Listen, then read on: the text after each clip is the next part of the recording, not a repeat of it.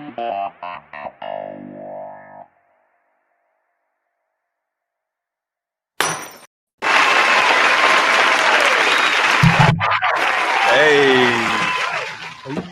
welcome everyone. It's to the Red Hour. It's Red Hour Week 3. I'm Steve Walls. Thank you everyone for tuning in on whichever platform you're watching us on. We have to the right, Darren Smith. What's up, man?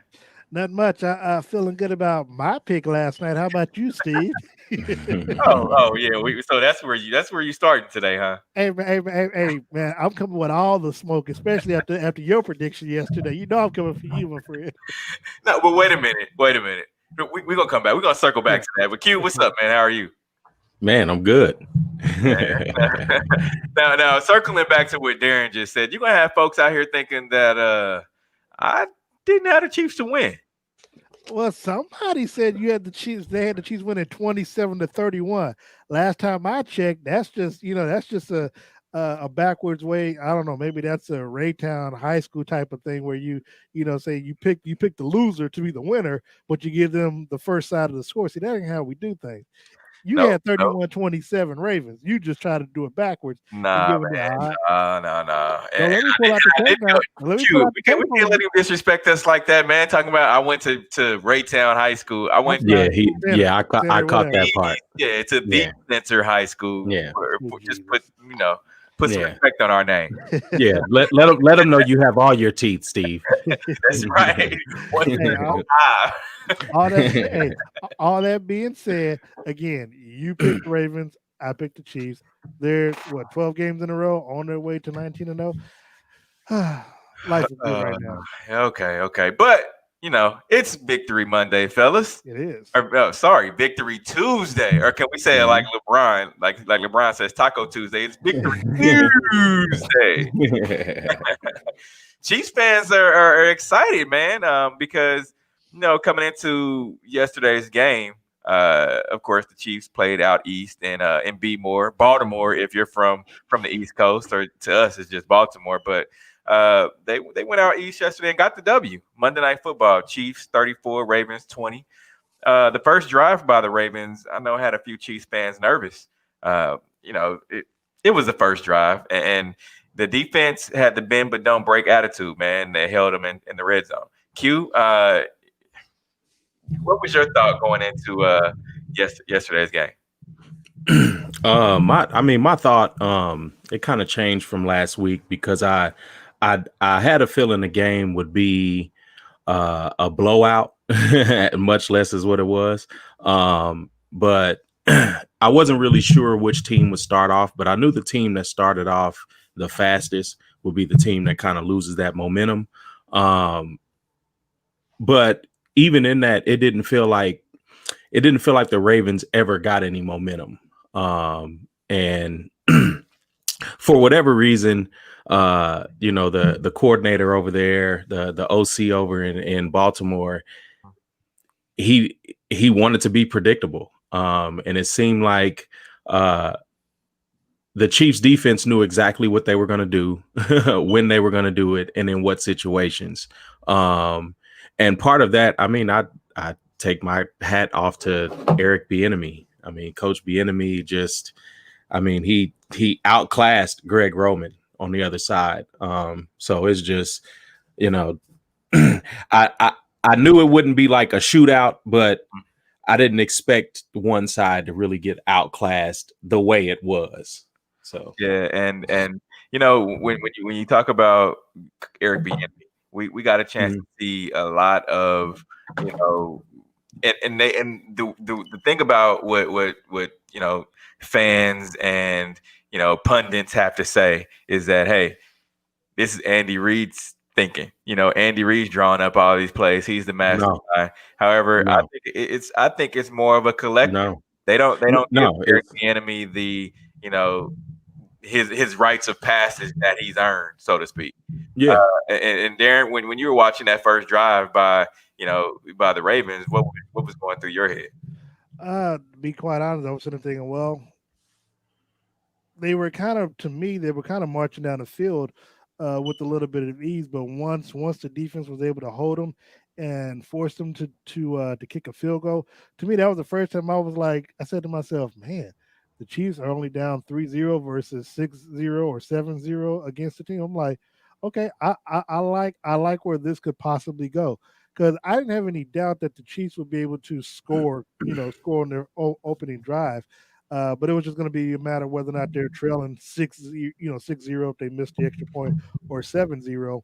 And now, obviously, when the Chiefs scored and Harrison Butker missed the kick, I was like, did I miss something? I'm like, maybe he was enjoying the limelight a little bit too much last week, and what I'm saying, and didn't practice as hard as he normally does. But look, man, hats off to the defense in the opening drive because they wanted to send a statement. And see if I know you and I talked about it in depth yesterday, but I think that Tyron talking about how pissed he was the last couple of weeks. I think it was really up to the defense for them to come out and make a statement. And to me, I think they did it during the opening drive, and then of course throughout the game. I don't want to obviously talk too much about it, but that's what I took away from it. And coming into this game, everyone had the Chiefs losing. I mean, Whoa! Don't say everyone, Steve. Come on now. Oh, you well, talking about? People that people listen to put it to you that way. The people, whether it's ESPN, whether it's Bleacher Report, whether it's Okay, because I need you to specify that part. Twitter fingers, they had the Chiefs losing, and had the chance to ask Frank Clark about that after the game. Let's hear what Frank had to say. Typical coming off a Super Bowl winning year. You'll get doubted. You got these teams that you come up against, and it's not going to be the first time. It's not going to be the last time. I think it's more important that we come into every week, knowing that teams are going to look at us as the top dogs, the other team, and knowing that we're going to be doubted outside of that. Who wants to see the winners win at the end of the day? That's how I view it. You go down the history of sports. The Patriots, the Chicago Bulls, different teams in their own rights at times where they were winning. And you talk about, how they used to win and did people cheer for them? No, not necessarily. Everybody always want to see the top dog get knocked off. So that was one of those weeks. You see all the analysts, you see everybody talking about it. It's Ravens over the Chiefs, but we came out, executed, and got the job done. I feel like that's all that matters. And he mentioned those analysts. Did either one of you guys get to see the pregame where the analysts they all chose to definitely? Well, I saw the screenshot, and like I said, I don't know if they were just referring just to them because I do know I think everyone on the morning shows outside of maybe Max Kellerman picked the Ravens, which is just some of it's shocking. But I had to get on Twitter because I'm like, we'll see Stephen A. Smith and Shannon Sharp the next day trying to backtrack and do all this. Oh, my homeboy, the Chiefs is awesome. But I'm like, but dude, these are, those are your two Super Bowl champion picks, but you all always seem to pick against them when you get nervous. And I'm like, I can't really understand that. But then once they win, you're talking about how dominating it was and what they did. Yes, but you should have known that. My thing was you should have known that yesterday when you were deciding to pick for them. Like, I mean, you go with the team all the way to the very end, and then you don't do it. So I don't know. I just don't understand it sometimes. And we got a chance to see all of the social media, back and forth. Tyrann Mathieu, of course, took to his social media first and posted the picture of the of the analysts and what they said, their other picks, and it had the Ravens logo going straight across the screen. Q, when you saw what Tyrann had to say after the game, what was your thoughts? I love it. I mean, I love the competitive energy. Before the game, all the yapping, you could say what you want, but Tyrann is like me, before the game, we could do all the talking you want to do. But after the game, there's only one person that wins the right to talk and to really talk that talk after walking it. And that's Tyrann. And that's the energy that he brings to this team. We talk about the Derek Thomases, the Neil Smiths, and that whole early '90s era of players, but there's a certain arrogance that these guys carry, and it was even before the Super Bowl, and you really see how they just have fun, and I love that because now it's like we've proven it, and now we can talk. Last year wasn't a lot of talking. So and Tyrann, he definitely came out And as Darren said, last week, the week before last, they were pissed off that they allowed their opponent to score when being the Houston Texans, they wanted to keep them, under a touchdown. That's it. That's what they wanted to keep them at, and they allowed them, to put some points on the board. And he felt like, if we're up, when we're blowing the doors off of folks, we want to keep our foot on their neck. Yeah, no, and that's a great mentality that they have right now too. And even the point earlier about Coach Bieniemy, you could kind of tell when Coach Bieniemy has the full play calling ability, because it's like the offense never takes their foot off their necks. Whereas Andy, sometimes he kind of gets a little conservative late, Right. and he kind of eases up off of the pedal, but even in last night's game, the game was fully won, and it seemed like at midway through it was probably about 3 or 4 minutes left in the fourth quarter, and the Chiefs were still just trying stuff. Like it wasn't a matter of executing a game plan. It was like, hey, it was like a last preseason game. They were just out there trying things. And I tweeted that too. Just after watching the first half, it was like, is this really is to Baltimore folks? Is this y'all king? Like, it's the thing about it is it just seemed weird the way that it had, the game was shaking, because I guess it was just so much built up into the game, so much hype around it. I mean, you had the Avengers theme going into it. Too much hype. Football, and so people are saying, oh, well, must be the biggest game of the season. This is one that they've had marked on their schedule since April, and but I also don't want to see this matchup again before week 10. Like I don't need another season of Chiefs Ravens before early week 2, 3, and 4. Like I don't want to see that. If they're the best two teams in the AFC, let's get them a late in the season primetime matchup, especially November time. Like that's what I want to see. I don't want to see this early in the year, especially when it still feels like preseason football. And I hate to say that, because it seems like I'm shooting bail for the Ravens. But I want to see these two teams both in a groove. I want to see it later in the season.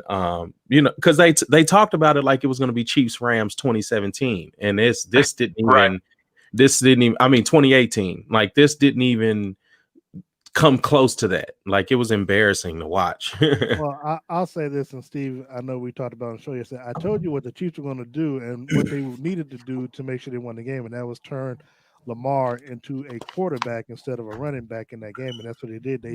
They shut the running game down so much that he didn't have a choice but to try to pass, and you saw he only had 97, 98 passing yards throughout the entire game, and it was like because the score shouldn't have been as close as it was. Of course, I don't know if we're going to talk about the fact that the special teams gave up that kickoff return. It was like, because I know you and I, we talked, Stephen. I'm like, why in the world would they kick the ball instead of just kicking the ball out through the end zone like they normally would? Because the game shouldn't have been as close as it was, and that, at least in the first half, it kind of left everything in doubt for just a minute. But to what Q was saying about about the matchup and stuff like that, I mean, look, the NFL is all about money, and that was this was definitely, of course. I mean, look, and without any fans, to me, I think it was still worth the money. But what I also think it proved is that again, the Chiefs had something to prove based off of last week's game. They prepared the entire week to face Tyrod Taylor, and then literally right before kickoff, they find out they're going to be going up against a rookie quarterback who they had no game plan for.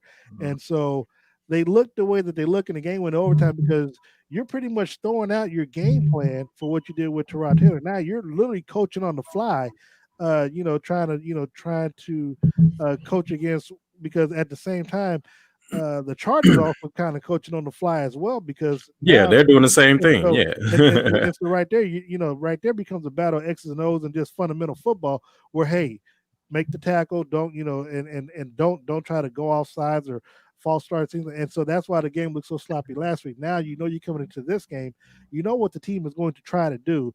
If you're the Chiefs, you prepare for that throughout the week, and then because you have some similarities on the last couple of seasons playing against this team, you kind of know what they're going to do Mhm. offensively and both defensively. So you're better able to prepare, and then they also have to adjust for what you're going to do, and because you have so many weapons, it's just not enough personnel out there. And I think, Steve, we finally got a chance to really see, when you put Edwards Hilaire out there in that passing game, now you see the Chiefs with the full array of options. And I mean, that was pretty much the talk the whole day on the sports, was like the Chiefs just has so much firepower that what do you do? How do you defend them? Which is what I've always talked about. That once you get Clyde going in the passing game to go along with the running game, the Chiefs are unstoppable, because who are you going to stop?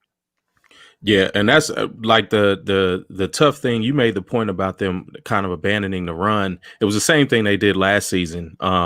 They came in the Arrowhead, and it seemed like they wanted to have Lamar and have a shootout with Pat. Yeah. And the tough thing, again, we talk about offensive coordinators and just being outclassed. And you come into a home game, a home primetime game, and instead of playing your game and having the Chiefs keep up with you, you go out there trying to play the Chiefs game. And it's the same thing that happens with Golden State. Like it felt like one of the earlier years, LeBron in the finals, or in the earlier years, and he's just doing everything and he has no help. Like that's what it looked like with Lamar. They just put the whole game on his shoulders, whereas the Chiefs offense came out and everybody was just playing. Like that's just what it was. Everybody did their job, ran their routes. Steve and I said they were having fun. Exactly, but that's what I'm saying. Like everybody's just having fun doing what they do, and it looked so very different. Like it looked like a street ball team going up against the defending state champions. Like it looked so it looked so bad. Like just optics and plays. Like Baltimore never looked like they caught a rhythm, dropping passes. I mean, how many did the tight end drop? Like, like the amount of drop passes just from the tight end in very crucial situations, and then even from the defensive side, no, even staying on the offensive side, because there was what was it, like the third or the fourth drive, and they had Baltimore had a nice little drive going, and the Chiefs for the first time had blitz 7. It was like an all-out blitz, and they dumped off to the running back, and he got 4 yards. And it's like to get 4 yards on an all-out blitz when you've got a wide open field, like that just it says a lot about your offense, especially early in the season. It does, and you mentioned people want to get into shootouts with Patrick Mahomes, and it almost never works, right? You have to match weapon for weapon, right? Like if you have to have a quarterback. I mean, when we saw the Rams that were able to do it, they had all the weapons lined up across the field. They matched up really well, and then their defense also matched up really well. I mean, they had Aaron Donald, of course, Marcus Peters, who changed the outcome of the game. And so, in order to be able to like I said, to shoot it out with Mahomes and put up points, because the Chiefs are going to come out scoring, unless you have a fantastic defense, which everybody thought that the Baltimore Ravens did. Right? Yeah. Everybody thought the Baltimore Ravens was going to come out. They're going to blitz Mahomes, do exactly what the Chargers were able to do, which is, send everybody and make everybody play. You're playing the deep ball, and you're going to make everybody else beat you, like Kelsey and make him throw some of the under routes and things like that. But it just didn't work.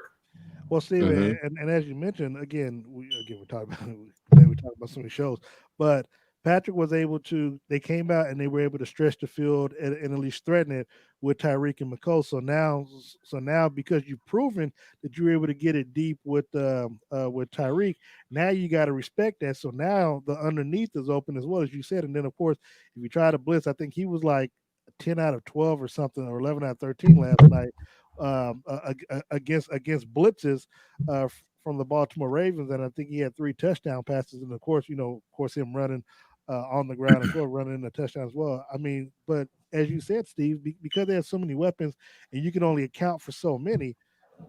Again, I ask how. I mean, if everything is clicking on all cylinders, and these players are just they're on one accord, they're on one page, and Patrick is always trying to come out and win.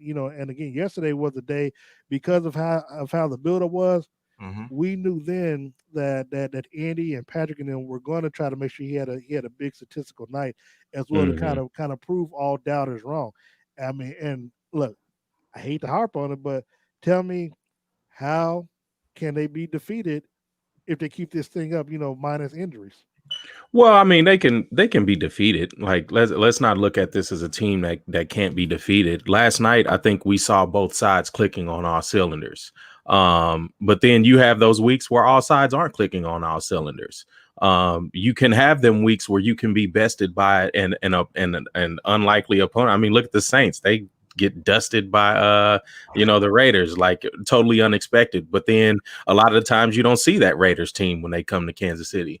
So they can definitely be beaten. The problem is that the problem for other teams, I should say, is that one, they're playing with too much confidence, and two, they're a unit that hasn't been broken up.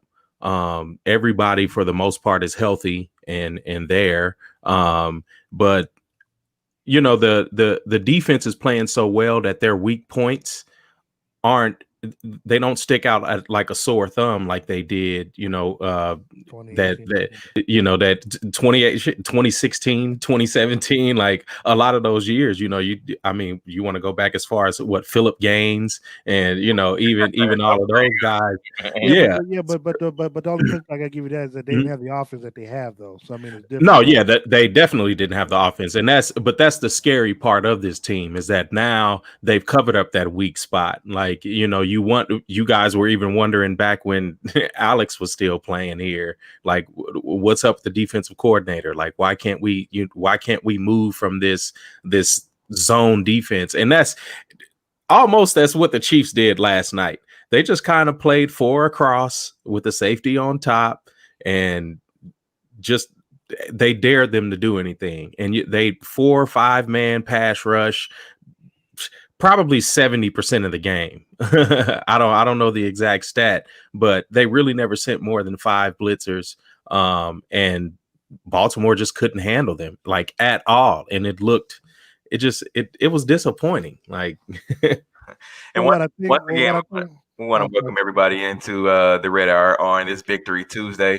And before you say that, Darren, just some numbers from last night since we were talking about the Chiefs offense. Yeah. Mahomes 31 of 42 for 385 yards and 4 passing touchdowns and 1 rushing touchdown as well. Lamar Jackson 15 of 28 for 97 yards, 1 passing touchdown. So Mahomes was able to spread the wealth around, yesterday with 11 receivers targeted, 8 of them caught passes, and it's one of those things. And you talked about Miko and also Tyreek, Darren. On any given night, anybody can have the hot route. Anybody can catch a ball, and so Mahomes isn't stingy. He's going to spread it around, and he's going to, if you try to take away Tyreek, which is what Marcus Peters tried to do. And by the way, he got dusted off last night too. To those Marcus Peters fans, Darren, including you. But in all seriousness, though, you look at the night Mecole Hardman had. I mean, you didn't see that in LA. You didn't see that against the Texans. He had a lot of the underneath routes, and last night he came to play, and Mahomes found him when he was open. And that it goes to show you the type of scouting that they did against this team. But then also knowing Marcus Peters, knowing him to be a ball hawk. And the first rule in football, if you have a ball hawk, you kill him with the double moves. And that's exactly what happened. There was out and ups. There was so much going on, and they knew where to decoy him just to open up Tyreek or whoever. and it was just embarrassing to see. Like, like it was. But again, like I said, everybody on the Chiefs side seemed like they had fun just doing their job. Marcus Peters was trying to make highlights against his old team.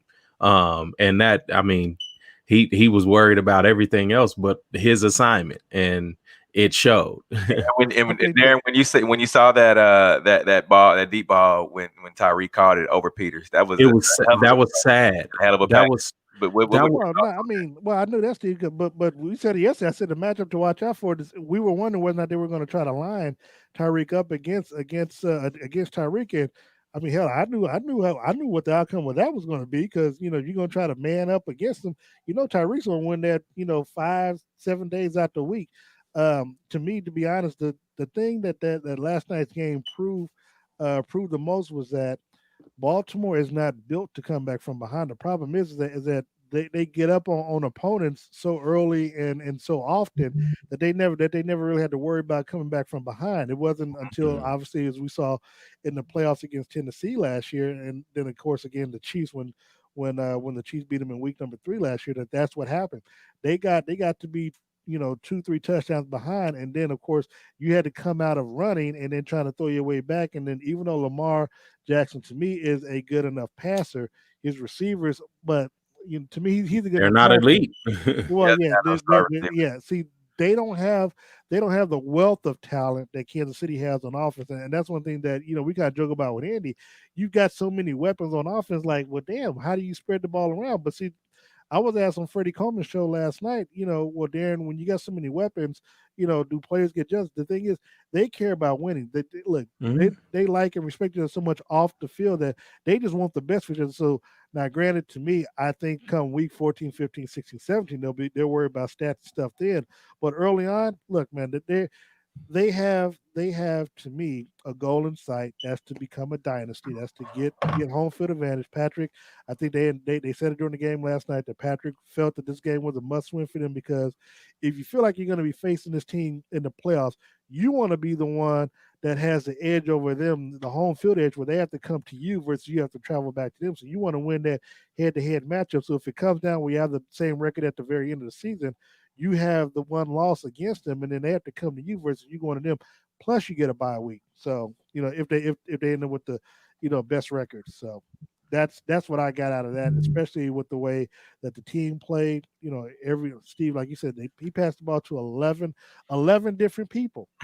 Including the left tackle and Anthony Sherman, who we don't see often. So if you got that many weapons like that, again, how can you slow the Chiefs down? Because you have to score at least 27, 28, 30 to even maybe try to look at the upset in this team.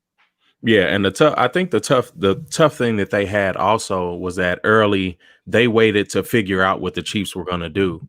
And I feel like one of the announcers said it last night. It was like, it's really baffling why they don't come out and try to press them early, knock them off the ball. And literally the first 3 or 4 drives, they played off, and they allowed the Chiefs to run around. And the unique thing about the Chiefs that really stuck out last night is they can run the clock just by dinking and dunking you.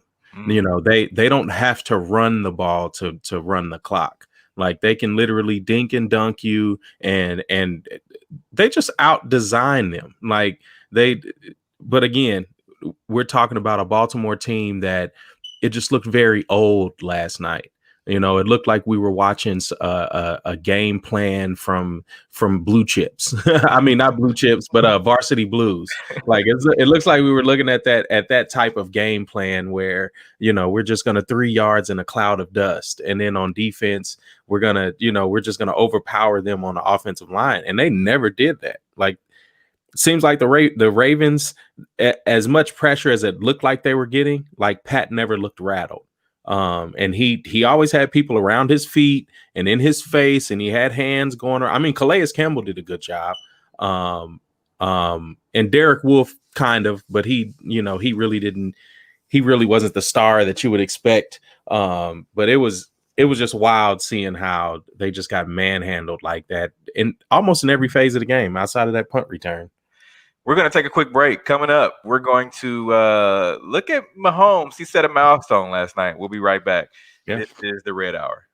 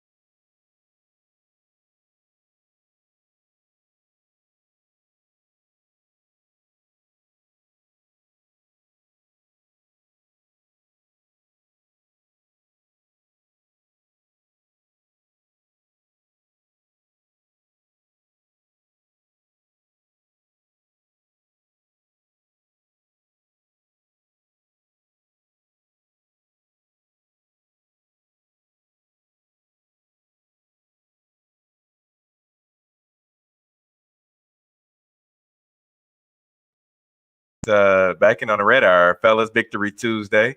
I saw Darren going like this. That means they can't hear us.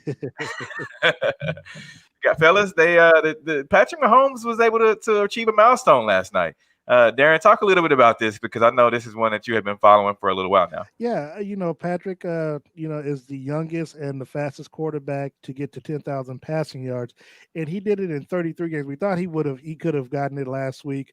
Had situations been different against the Chargers, but it took this game. He did it on a Monday night game on the national stage for the world to see. And again, I think the person he bested was Kurt Warner, who did it in 36 games. So Patrick is not only the fastest to do it, but also the youngest as well. And it's interesting because he's becoming this. He's a megastar. I mean, you saw what happened today, where it was announced that he and his fiance Brittany are expecting a baby, and congratulations to Patrick and his fiance. Yeah. However, when you think about him, has there been? I want to ask both you guys: has there been anyone else in Kansas City in not only sports history, but just entertainment or just whatever? Has there been anyone that has made a stardom like Patrick? I mean, because he's a megastar right now.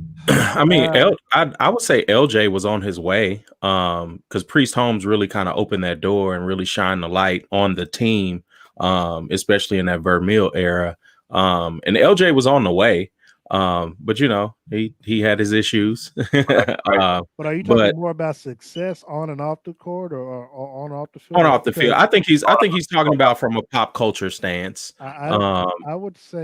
I'd say Magic Johnson because and I'd say that, and I'm talking about just Kansas City, just being from Kansas City, not from Kansas City, but just being in Kansas City, playing in Kansas City. Yeah, whether it's an athlete, whether it's the entertainer being from Kansas City, whether you're Ant-Man or I'm speaking of Paul Rudd. I mean, so is there anyone else that you guys think of that and people are watching? Let us know.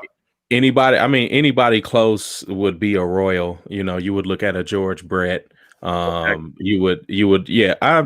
Bo Jackson, yes. But I think Bo Jackson got more of his attention just from being on the Raiders. He was a multi-sport athlete. A lot of the highlights you see of him is normally in Raiders uniform. A lot of times if you see him on the Royals, it's running up the wall, and that's about it. It's like he gets that little thing, and then it's it. You don't really see him throwing people out in Royals uniform. But yeah, as far as pop culture wise, recently probably LJ, but I like that Bo Jackson comparison. And then Salvi, but Salvi wasn't really on commercials. So I would say if he'd still been here, I would say Eric Osmer, right? because you think about it, everyone wanted the Eric Hosmer Mohawk. Every kid in America wanted that thing, and it was all about doing the Zoom with Jared Dyson and all that. And those guys were having fun, and Eric Hosmer seemed to be the leader. Winning. What'd you say, Darren? I said, and it turned into winning. It did. It did. And so that would be that I think would be the closest would be Hosmer, because the whole Haas thing that caught the craze and stuff of ESPN and pop culture. So that would be the closest I think, and the most recent, I would say, to Patrick's stardom. Definitely, but Patrick is literally on a whole nother level. Well, here's the thing. The Chiefs haven't had a first-round quarterback since Todd Blackledge in '83, and of course, they haven't had a quarterback that they can call their own since damn near Lynn Dawson, I would say. And so, the hype that they had after they drafted him, of course, and resting him. But to me, I think once you got a chance to see how he played his last game of his rookie year against Denver, it gave you a lot of hope. And then, of course, I tell people all the time, nobody knew anything about 50 touchdowns and 5,000 yards. If they did, they're lying. And so the fact that he was able to take the league kind of by storm, and then throughout that season, I think you and I, Steve, I know we were in LA, and I think it was that particular game that we thought, damn, this is a Super Bowl team right here. Just in against the Rams, and how we saw, we was like, man, this team, if they get past New England, watch out for them. And of course, them having home field advantage, and then going down to overtime, going down against the Patriots, we was like, okay, this is a team that could contend for years to come. And then the next year, the storybook had the happy ending. And so because of that, and because of this is as much as, even though we won 2 world championships more recent in baseball than we have in football, this is a football town. And once you mean it's not a KU basketball town? Who? Exactly. All right, go ahead. Yeah, exactly. And so, but if you live in Kansas City, you want one of these. You want a Super Bowl title, and that's what you want. And so, because of that, and because of what he's done, Patrick is like George Brett. There's nothing, and Lynn Dawson. He doesn't have to pay for anything, from here on out, because he's a made man. And you mentioned that, and the reason I proposed that question because this came to my attention when anything he does, it's like gold, right? He touches it, it turns to gold. And when they made the announcement that he and his fiance were pregnant, is what the title was on ESPN. You get stuff like that comes across your phone. You really haven't had another athlete except maybe a LeBron or somebody like that more recently, that anything they do comes across headlines and it's worldwide.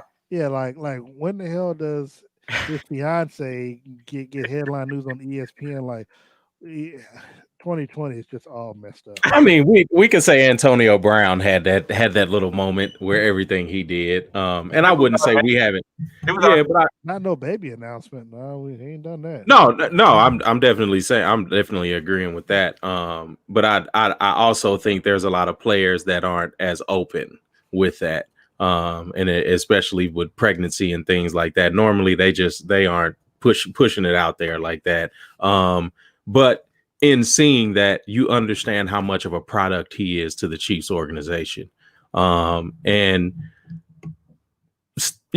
stuff like that. I'm a little old school where I think I would prefer to leave it private, and then announce it later. But it just shows you what type of machine that that they have behind him, and it shows the dollars that are coming in from that, and people want to share that with him, and he understands that. And it's commendable even just to have that, just to have people in your life that much that you share it. It's right in its own reality show. It really is. Yeah, definitely. And looking back at last night's game, let's talk about the offensive line for this Chiefs team. You think about week 1 where it seems like Kalichi Assimilate, he was able to do what he wanted. He was the dog out there. and then turn to week 2. Joey Bosa and company, they were able to get after Patrick Mahomes, and you're scratching your head like, okay, well, wait a minute, maybe this team, maybe they're missing the doc. Maybe this isn't it's going to be one of those years. I mean, you're having trouble having success against the Chargers. Come on, then that left us scratching our head. But then last night, it seems as though, you talked about Calais Campbell, Q. They weren't able to get after Patrick Mahomes. They had no sacks. And he wasn't flushed out of the pocket unless he wanted to be, in which, of course, that's his strength. But it seems like last night they turned the corner and they're back to level ground. Well, and again, I say it from the offensive and the defensive end for the Ravens. They never looked like they got into any type of rhythm.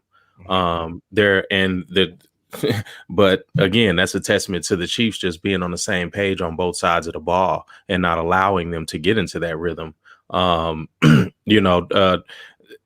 The only way to beat Lamar, and we seen it in the playoff game against the Titans, I think it was. And they didn't really allow him to get off like he wanted to. And I think he may have a little bit later in the game, but at some point he wasn't able to do anything. You looked at a lot of the drop balls. He didn't have a reliable receiver to focus on. So, it started falling on his shoulders. And that's what yesterday was, just falling on his shoulders to do everything. And it looked so embarrassing because I think for me, because I expected so much, but with Calais Campbell was probably the only guy that did anything. Like he got a couple of batted balls from Patrick. And I think he got a couple of key stops just in the run game, just getting penetration. But yeah, it seemed like nobody on that defense could do anything.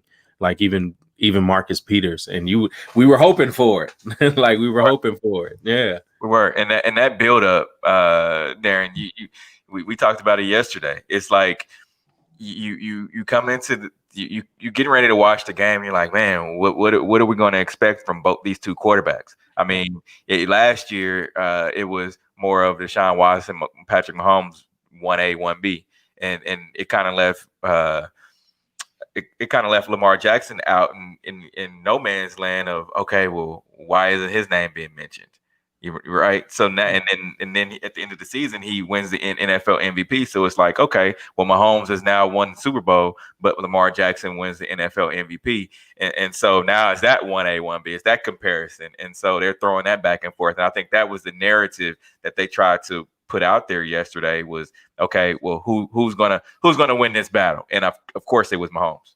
Well, that and also as we talked about, Patrick didn't want his name left out of the MVP race because we talked about how Russell Wilson with 14 touchdowns, I think he broke Patrick Mahomes' record. So even though the month of September is over, but Patrick had only had 5 coming into Monday night's game. Now he's got 9 total. Well, 9 in the air and 1 on the ground. So he didn't want to get left out of that conversation because if you saw, I think it was First Take or Get Up or something yesterday, Marcus Spears had his top 5 players. And Patrick wasn't in that one. And so, so again, like you said, these players, they watch these shows. They, they keep the stuff in their mind. And that's why, as we discussed yesterday, we was like, man, expect a big game from Patrick because he's been slighted, because his numbers don't quote unquote stand out because you kind of got a balanced type offense now with Hilaire. Hey, look, I'm still that dude, and he's still a little salty about being ranked number 4. Like, well, damn, what do I have? Like, I won an MVP and you still got me at number 4. Then the next year I win a Super Bowl MVP and you still got me at number 4. Like, really? I mean, and so Lamar Jackson wins it last year. He's number 1. I win it. I'm number 4. I won a Super Bowl the next year and the MVP, and I'm still number 4. Really? But you know the reason behind that, and you just think about and we talked about it earlier today. It's like Lamar Jackson doesn't have the type of talent around him that Mahomes does. Even though, don't get me wrong, even though Mahomes makes some fantastic, throws and he has his wow moments, and we talked about this too yesterday, Darren. It's like, all right, so we hadn't seen the Mahomes of old until yesterday. Yeah. I mean, Q week 1, it was like, all right, well, what is he gonna do that's gonna wow us? Week 2, it's like, oh, you're barely beating the Chargers. Week 3, yesterday we talked about it. It's like, all right, we know Mahomes is that Lamborghini on I-70, and you pull up next to it, and it's like, I know he got it in him, but I want to see how fast he, or I want to see just what he can do. So I'm gonna tap my gas to see what he can do, and that's what we wanted from Mahomes. It's like we don't see what you can do. No, and as if I was a fan, I would understand, you guys' point in that. But again, like we talked about earlier, this is preseason still. As much as we want to look at it as this big matchup. Yesterday was a preseason game, and but you saw that. Only pushback with that Q is that because it's no preseason game, you don't have the opportunity to learn on the fly, because again, one game can cost you, at the end of the season, because it's only one bye week. That is the most, and trust me, man, dude. Again, Patrick kind of, he just sealed it for me yesterday, because I had been saying this game was important because they're looking ahead to January, because it's only one bye week, and you want to be that number 1 seed, because all the other 6 teams going to be facing each other, knocking each other out, while you sit back and just watch and see. But my point of just saying that is preseason is that as much as you want to see these fireworks from Pat, I think they're just trying things out. Like it's the same mentality that Josh McDaniels has with the Patriots. Like, I'm not going to show you everything that I'm going to be doing late in the season and in the playoffs during the season. I'm not going to do that all the time. I'm going to work on these other intangibles, and especially with teams that, maybe you have a team that has a weak run defense, and you want to work on some new run packages, so you can do that. But I think what the Chiefs are doing now, what they're doing is they're just trying some things. They're hitting everybody in their spots just to show, like, hey, you've got to stop somebody, and somebody has to come up with a game plan to beat us. And I think part of that game plan is pressing them and knocking them off the ball. But again, who's going to do it? Because it's tough to keep up with Tyreek. It's tough to keep up with McCole. They always have a lot of motion going on. So again, their weaknesses, what they do is they just offset it. You offset these very physical defenses, and you do a lot of motion. You do a lot of changing, before the snap, you go from one formation to the next, and now you have them exposing what they're going to do. You even looked at it a lot now. Pat will go out and, he'll make a call, do a motion, and then just kind of see what the defense does. Right. And that was the problem yesterday. They kept tipping off what they were going to do. So if you listen, just start listening to what Pat says, because he was like, all right, look, 44, and watch 44. And then normally when he said watch 44, it was that long ass stunt that took forever to come. So basically all he did is he was just calling very quick checks. And he was just checking out of things real fast. And we ran that. We ran a check with me. And that's literally all it is. I go out there, I look at the defense. This is the play we're going to run. And then it's up to them to execute it. And the thing with the Chiefs is that they have so many people that can execute. But the play design is just out of this world. And it's crazy. Steve, and I want to get real quick. Hold on, Steve. I want you to know this is the first time in Red Hour history on over 2 seasons Q has compared himself to Patrick Mahomes. Oh no, I didn't. I'm comparing the philosophy of the play calling. I am nowhere near Pat Mahomes. Look, I wish I was, because Steve knows. There's a right arm on this guy, and it was pretty accurate. But I didn't have a lot of dogs out there, and that's what Lamar doesn't have a lot of dogs out there. He's the dog. And he's training up a lot of little puppies, and that's what I'm sorry, Q. I want to get to what David Zorman has said. It was a little worried at the end of the half, just a lack of urgency, and that's exactly what we were talking about, last week, and even going into yesterday's game. It was, will they come out and not playing from behind? They're they've been complacent because they've had all of this success. Even in the biggest game, in which in the Super Bowl, they've had the success of coming back from behind and winning. And they know, okay, well, we had this Ferrari that's using a sports car analogy again, but we had this Ferrari back there, and he's able to let it go. Right at a moment's notice, and we were able to come back from a 20-point deficit, meaning Houston. Right, so they're now. I think they understand that you're not always going to be able to come back from behind, because at some point it's going to be a deficit that you're not able to come back from. Yeah, and I don't think you have to really worry about this team and a lack of urgency. Again, I think this game was them just trying to see what was going on and how teams are responding, because also you got to think about, they got to watch film too. As great as the game looks, they definitely have their deficiencies. The good thing about the Chiefs is they cover up their deficiencies very well in the game plan, and teams don't know how to handle that. Like even in all the commotion and things that go on in the backfield with the motion, it's just like teams, for whatever reason, they show exactly what they're going to do before the snap.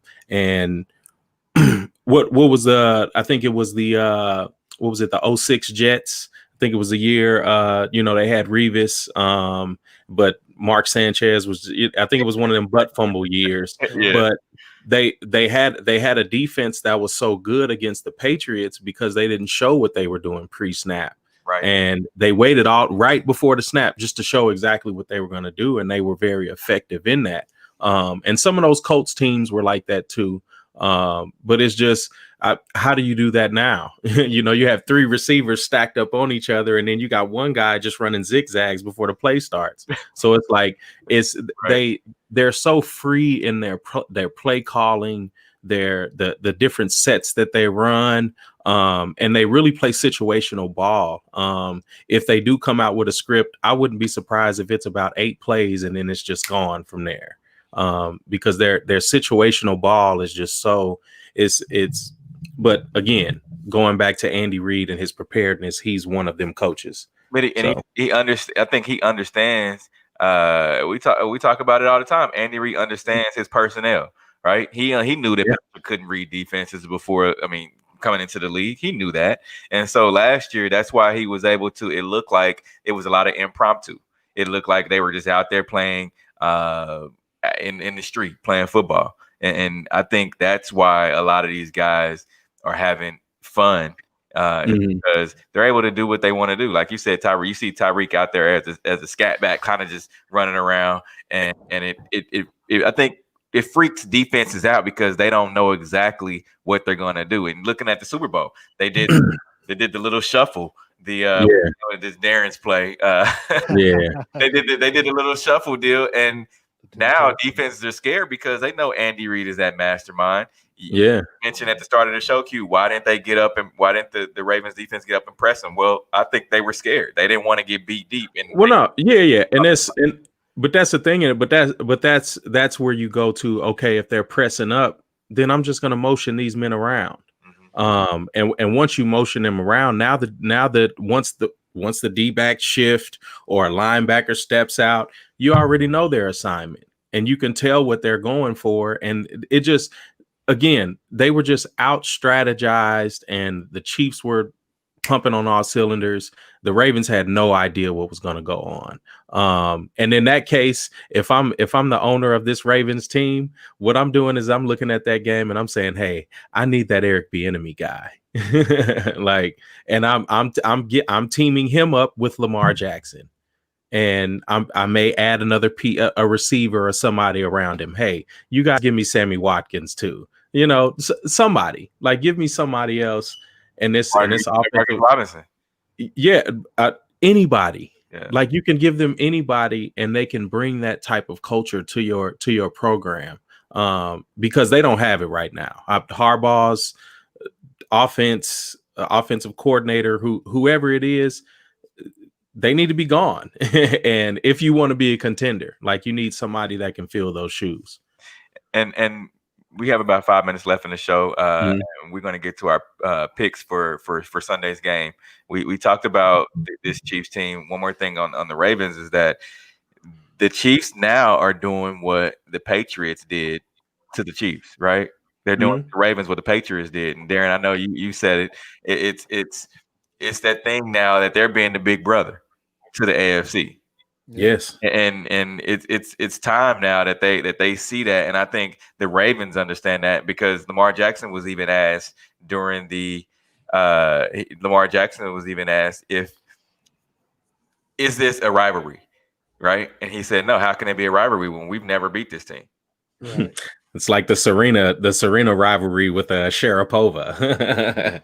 Right, right. Yeah, I mean, see, as I've always said, is that it's hard because like Kansas City had to get over that hump of beating the Patriots, whether it was in Mm. Kansas City or in New England. You definitely wanted to beat them in New England if you're the Chiefs, because on the off chance you have to go there to play in the playoffs, you need to know mentally that you can go and win on the road there.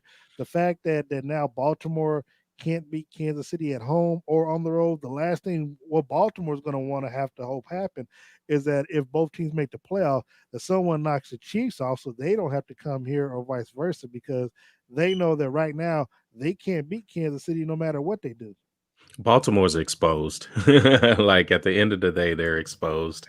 And it's sad to see.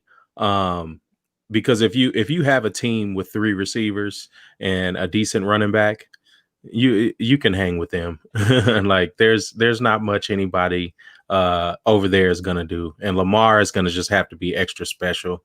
And you hate to see it. Because you want him to be kind of where Pat is. I know the game. It's slowed down for me. This is my third year, but he just doesn't have a system of coaches that knows how to give him what he needs. And so again, speaks to what Andy and the front office has done building these players around Pat. And we look to week 4. Mm. Chiefs going up against the New England Patriots. This is the Patriots coming in at 2-1, and the Chiefs at 3-0. Now they have a different look this year. No Tom Brady. It's Cam at the helm. You guys, let's start with you, Q. What are you thinking about this game on Sunday? This is a season that I'm rooting for Cam. I'm really going for Cam, and I want to give him the win.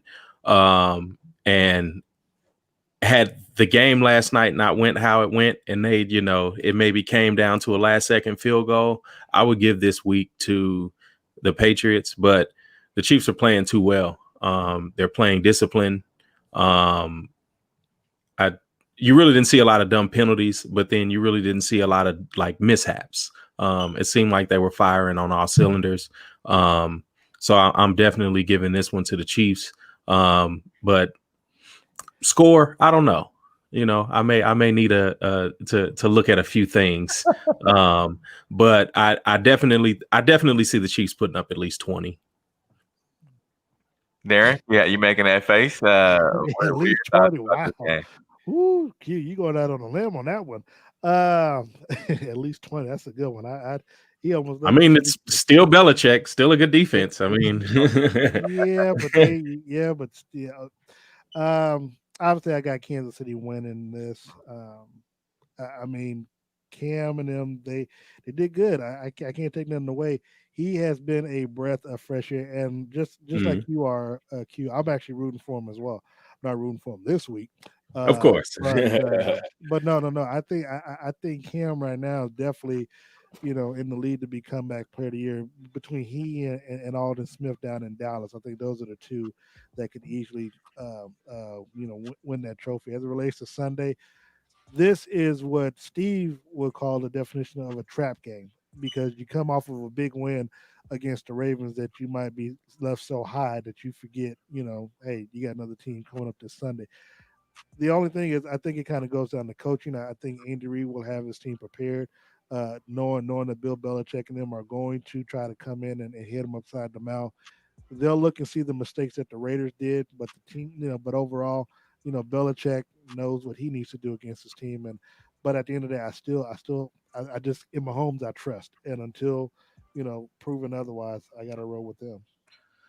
Agreed. And I would say this that they're going to kind of end up being like the Ravens. They don't have the firepower that this Kansas City Chiefs team has. I mean, I think the Chiefs have learned, like I said, them playing from behind, it's not going to work. I think they're going to try to make Cam beat them with his arm.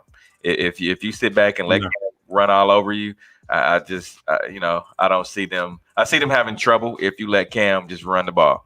But Edelman's not the same player as he was with Tom Brady. Of course, Tom Brady made everybody good, right? But I just think that Cam does too. But Cam has made his receivers. He does. However, but Cam has made the receivers better because he believes in them, and he's actually made their first round draft pick that they had last year play much better than what Tom Brady did. So the players believe in Cam, and that is enough. That's enough for me to be worried and be afraid of this team come Sunday because they believe in Cam and they believe Cam can take them, to high places. So that's what you have to be mindful and careful about. I'll say this: don't be surprised if the Patriots offense looks like the Chiefs offense. As far as play calling, play design, things like that. As far as production, who knows? But I'm almost positive you'll see a lot of Andy and Eric's plays ran on the other side. Bill Belichick way. That's the Patriot way. We appreciate everybody joining us. Remember, this is the Red Hour. We're missing one person, Uncle Sean Tyler. He had prior obligations for tonight. But so remember, every Monday night, 6:30 to 7:30, have your questions ready.